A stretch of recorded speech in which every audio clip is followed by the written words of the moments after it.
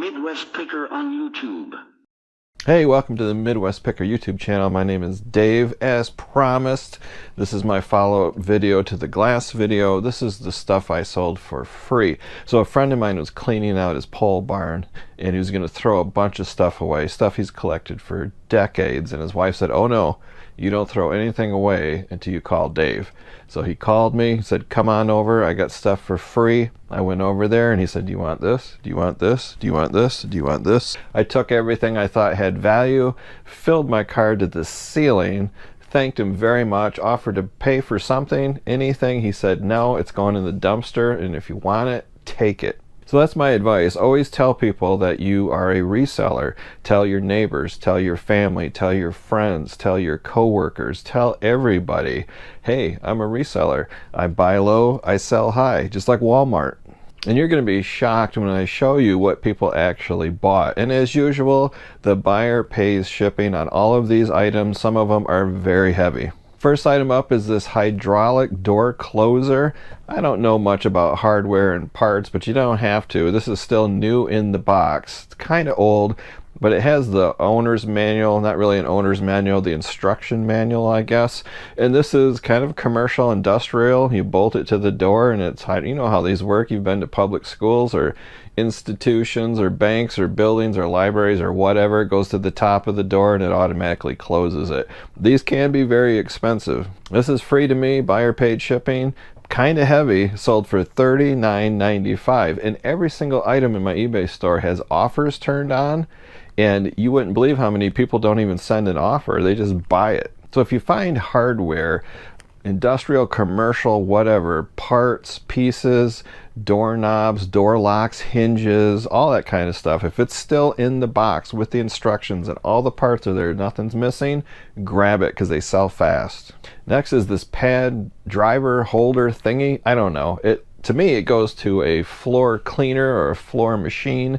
If you've ever seen in a hospital or nursing home or a university, there's always somebody late at night cleaning the floors, polishing, waxing the floors of these big floor machines. Well, this is the big plastic piece that attaches to the bottom of the machine that holds the pads, and this is still new in the box. Thank goodness, because this is a very odd shape. Kind of difficult to find a box this long and wide and thick that fits this item perfectly.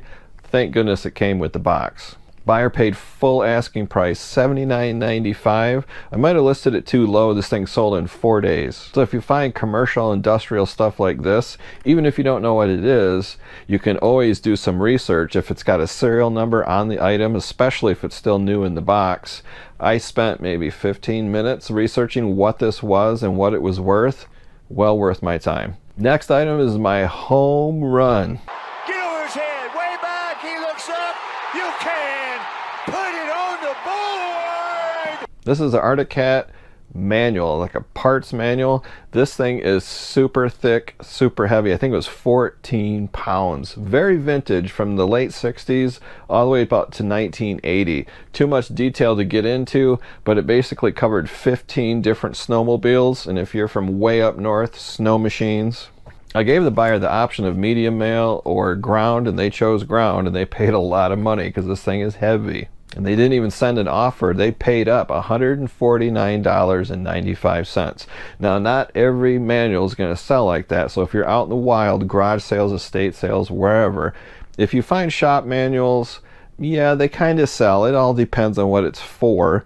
But the real thin ones, yeah, they probably aren't going to sell for very much. But if they're the really thick ones that covers everything, if you can get it at a good price, grab it. Whether it's automobile, motorcycle, boats, it doesn't matter. People are after those manuals that are really thick and they cover every make, model, and year of a particular brand. Next is just another example, and I've made videos on this, what people consider trash or garbage and people buy it. This outdated tool catalog from 1977, Milwaukee tool catalog. It's in fairly good condition, and you're going to ask yourself, Dave, this is like 50 pages long, it's outdated, why would anybody buy this? I don't know. I don't know if they're a Milwaukee tool collector or if they just like looking at the old pictures or if they want to look up the parts numbers. I don't know. I don't ask questions, I just collect the money. This is very easy to ship, very light, sold for $39.95. Next are items that I sourced myself and resold. These weren't given to me from my friend cleaning out his pole barn. This beauty right here is a K-Bar Marine Fighting Knife.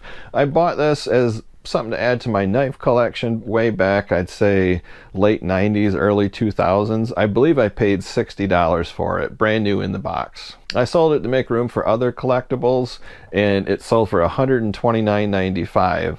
So not a giant profit, but it was my personal item, and I more than doubled my money.